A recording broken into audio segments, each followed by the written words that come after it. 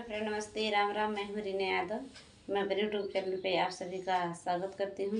मैं आप सब बीच में एक बहुत प्यारा कजरी गीत लेकर हूँ। मेरा कजरी गीत कैसे लगे कमेंट बॉक्स में जरूर बताना। अच्छा लगे तो लाइक सब्सक्राइब शेयर दोस्तों जरूर करना। आप सब बहुत बहुत धन्यवाद दोस्तों।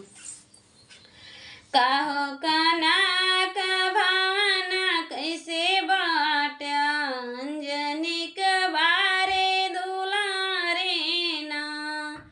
कहो कना का भावना कैसे बाट अंजनी के बारे दुलारे ना।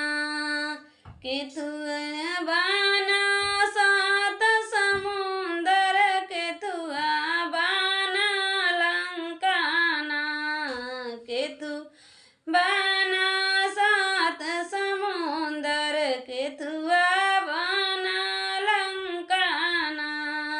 दूधवन बाना सात समुंदर सोनवन बाना लंकाना। कनवन बान लंकाना। काहो कना का भवन कैसे बट अंजनी का बार दुलारे ना। कैसे डक व्यासात समुंदर कैसे फूक लंकाना। कूद पा